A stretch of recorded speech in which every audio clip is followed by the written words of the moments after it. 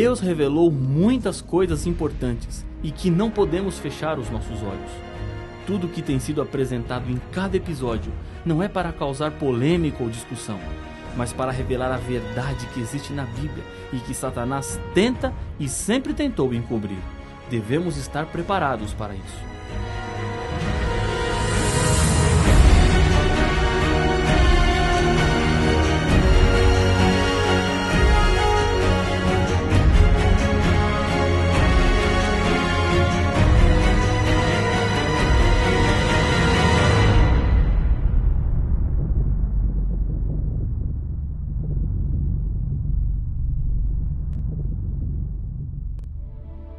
A verdadeira Igreja de Deus está em um grande conflito com as forças do mal lideradas pelo diabo. O inimigo de Deus tem usado de diferentes estratégias e uma delas é querer assumir o papel de Deus, apresentando-se como se fosse Deus para assim propagar com mais facilidade as suas mentiras.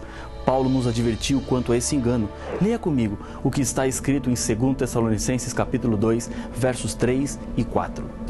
Ninguém, de nenhum modo, vos engane, porque isto não acontecerá sem que primeiro venha a apostasia e seja revelado o homem da iniquidade, o filho da perdição, o qual se opõe e se levanta contra tudo que se chama Deus ou é objeto de culto, a ponto de assentar-se no santuário de Deus, ostentando-se como se fosse o próprio Deus.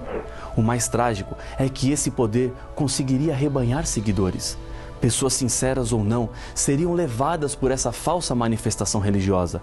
No capítulo 13 do Apocalipse, encontramos duas bestas, uma que sai do mar e outra que sai da terra. Na linguagem profética, besta significa um poder ou reino. No livro de Daniel, o capítulo 7 fala de 4 bestas que representam os impérios de Babilônia, Medo-Pérsia, Grécia e Roma. Para que você compreenda melhor, acompanhe a leitura do texto bíblico. Vi emergir do mar uma besta que tinha 10 chifres e 7 cabeças, e sobre os chifres 10 diademas, e sobre as cabeças nomes de blasfêmia. Apocalipse capítulo 13, verso 1. O próprio livro do Apocalipse vai esclarecendo alguns pontos da revelação. No capítulo 17, há uma explicação sobre os símbolos dessa visão. Aqui está o sentido que tem sabedoria. As 7 cabeças são 7 montes, nos quais a mulher está sentada. Apocalipse capítulo 17, verso 9. Aqui no começo, temos uma chave para a interpretação sobre a besta.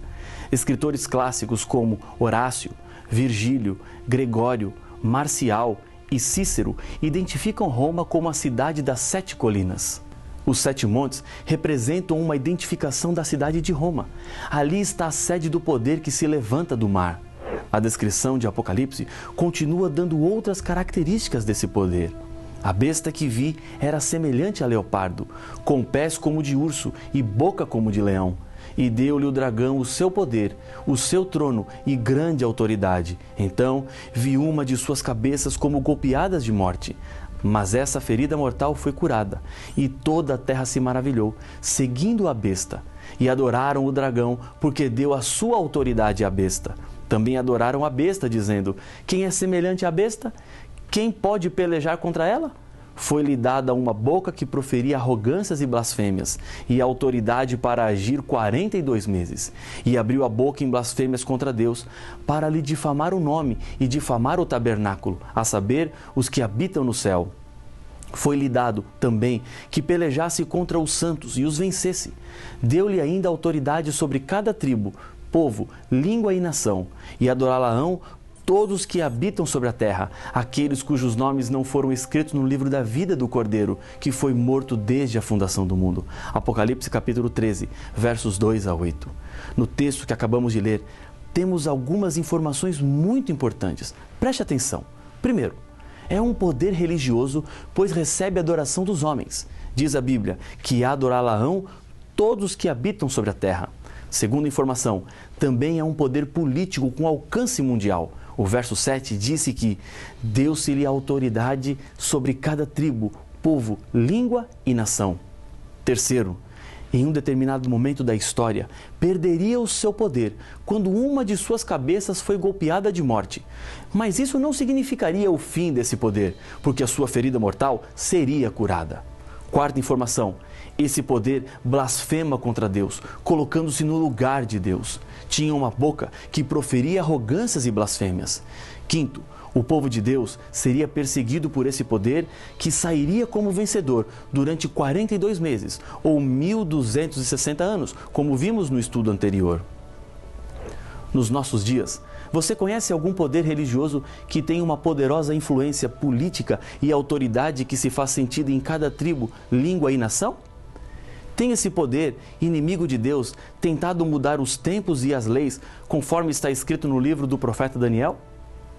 Qual foi o poder que perseguiu durante os 1260 anos os cristãos que queriam ser leais à Bíblia? A resposta é clara, mas ao mesmo tempo chocante para alguns.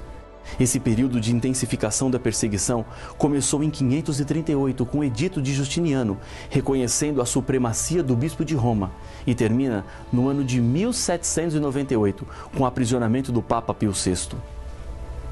A história registra muitos atos sanguinários produzidos por esse poder religioso durante os 1260 anos em que a besta do mar teve poder para agir.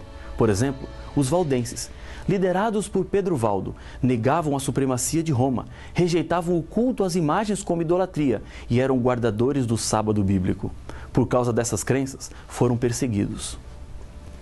Outro triste relato é o da noite de São Bartolomeu em 1572, que aconteceu em Paris e depois se alastrou por toda a França durante vários meses, levando à morte milhares de protestantes.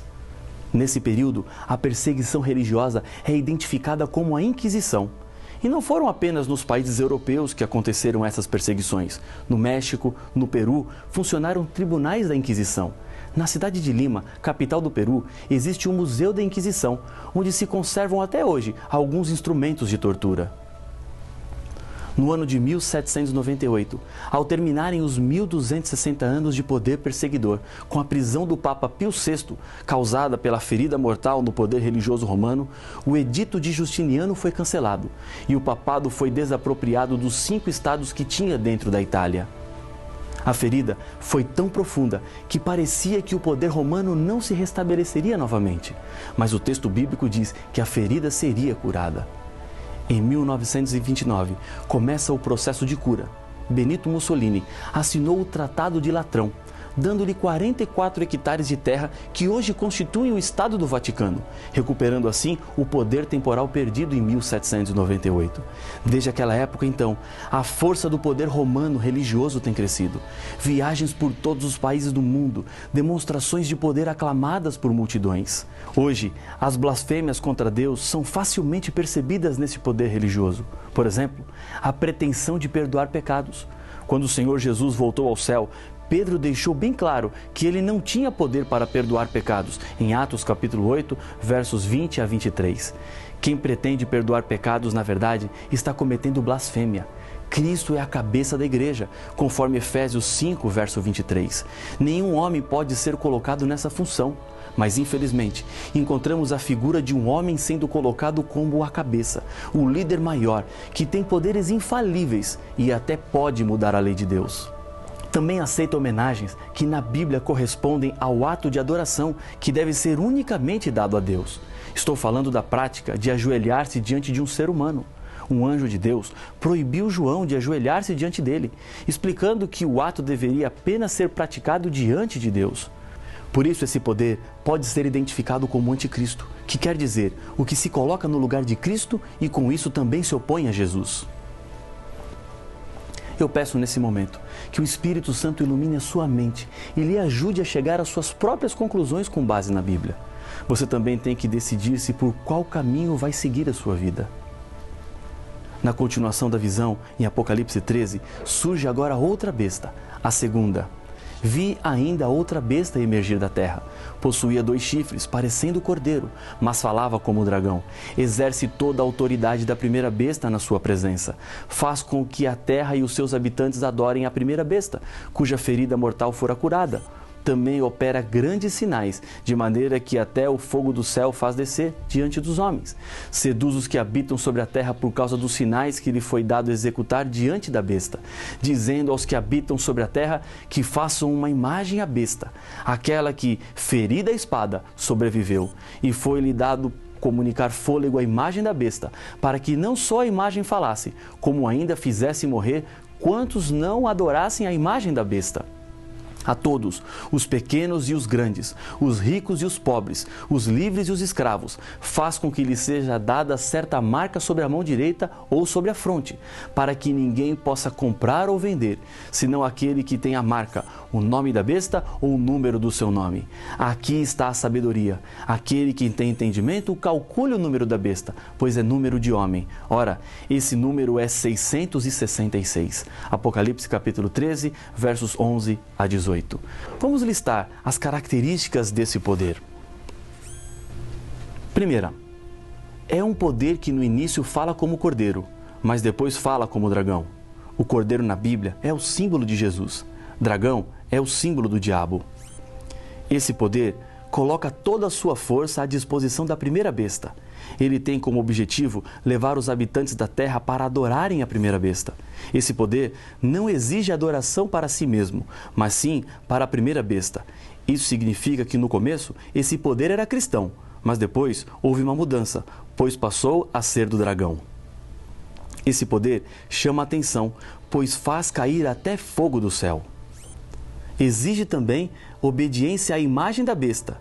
Imagem é algo que se parece com o original, mas não é. A quem não prestar adoração à imagem da besta, chega ao limite de decretar a morte. Sexta característica, ordena que uma marca seja colocada sobre a fronte e a mão direita daqueles que se recusam a obedecer à primeira besta, para que não possam comprar ou vender. Diante dessas características, podemos identificar de quem estamos falando com a segunda besta. Existe algum país que no início de sua história era um país cristão, mas que depois se tornou um país secular, berço de quase todos os tipos de filosofias e ideologias que afastam as pessoas de Deus? Qual é o país que com seu poderio militar interfere em qualquer nação, fazendo valer a sua vontade? Qual país poderia obrigar os seres humanos a prestarem adoração ao primeiro poder? A resposta é fácil, pois estamos vendo tudo isso acontecer todos os dias. O último verso de Apocalipse 13 diz o seguinte: aqui está a sabedoria. Aquele que tem entendimento, calcule o número da besta, pois é número de homem. Ora, esse número é 666. Apocalipse capítulo 13, verso 18. Há muito tempo, estudantes da Bíblia têm demonstrado grande interesse em identificar quem é o número 666. Esse número tem gerado muitas especulações entre os estudiosos da Bíblia. Para identificarmos o que representa esse número, é bom entendermos um pouco da numerologia bíblica. O número 4 representa ou simboliza a universalidade ou a totalidade. O número 7, o descanso e a perfeição. Esse número aparece 323 vezes em toda a Bíblia e em todas elas refere-se sempre a Deus, suas obras de misericórdia e juízo. O número 7 é símbolo de Deus, símbolo do seu poder, símbolo do seu governo. O número 12 representa o povo do pacto de Deus, ou a igreja. Já o número 6 é o símbolo do homem sem Deus e sem o descanso que Deus lhe dá. O número 6 aponta para o dia da criação do homem, conforme Gênesis capítulo 1, verso 26. Na época do Império de Babilônia, o número 6 era a base do sistema hexagesimal, que estava relacionado com a matemática, a astronomia e a astrologia dos sacerdotes babilônicos. Na religião babilônica, o número 6 representava o Deus menor, 60 o Deus maior e 600 era o número da totalidade dos seus deuses. Temos aqui a unidade, dezena e centena, que somados resultam em 666, coincidindo exatamente com o número da besta do Apocalipse. Um exemplo bíblico do uso do número 6 em Babilônia é a história de Nabucodonosor, quando ele fez uma estátua de ouro que media 60 côvados de altura e 6 côvados de largura, para que as pessoas adorassem quando ele desse a ordem.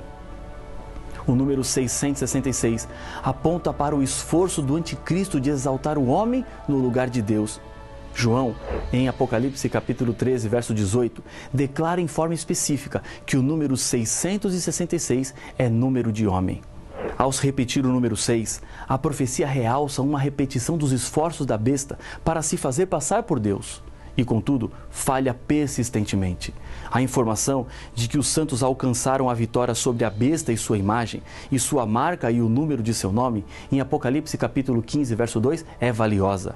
A vitória sobre o número 666 não indica uma vitória em ingenuidade matemática, mas sim uma vitória sobre o nome ou o caráter de autoendeusamento da besta. É um engano que leva os homens a aceitarem o humano no lugar do divino. Tranquiliza a consciência dos seres humanos, fazendo com que acreditem servir a Deus, quando na realidade são servos do diabo, que aparece disfarçado de líder religioso. Estamos no meio do grande conflito. Deus nos deu as ferramentas para compreendermos o tempo e a situação que estamos vivendo. O Apocalipse faz uma advertência àqueles que adoram a besta ou a sua imagem, que é a união das duas bestas. Se alguém adora a besta e a sua imagem e recebe a sua marca na fronte ou sobre a mão, também esse beberá do vinho da cólera de Deus, preparado sem mistura, do cálice da sua ira, e será atormentado com fogo e enxofre diante dos santos anjos e na presença do Cordeiro. A fumaça do seu tormento sobe pelos séculos dos séculos e não tem descanso algum, nem de dia nem de noite, os adoradores da besta e da sua imagem, e quem quer que receba a marca do seu nome. Apocalipse capítulo 14, versos de 9 a 11. Sendo que estamos no fim do tempo da graça, Deus proclama a mais solene repreensão para que os seres humanos não participem do culto à besta e, ao mesmo tempo, aponta as terríveis consequências que terão aqueles que decidem pelo caminho do erro.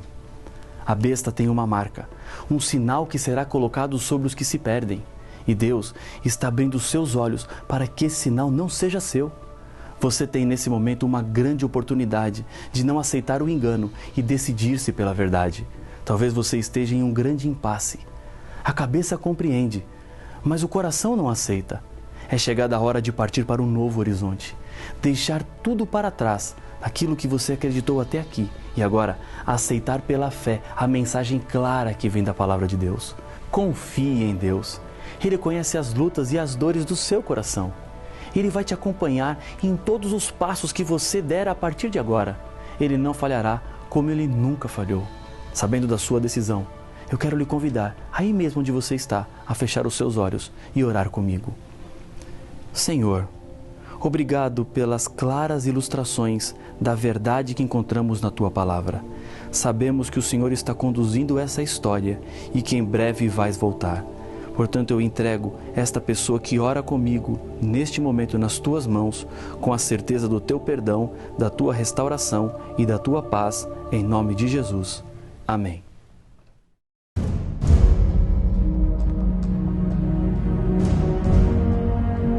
Quando o Apocalipse fala daqueles que recebem a marca da besta, usa a linguagem mais forte e ameaçadora que o texto bíblico traz. A humanidade está se dividindo rapidamente em dois grupos, e eles receberão de Deus a vida eterna. Mas o que significa a segunda besta? E que dois grupos são estes em que se dividirá a humanidade? Para saber as respostas a estes enigmas, não perca o próximo episódio de Apocalipse, o fim revelado.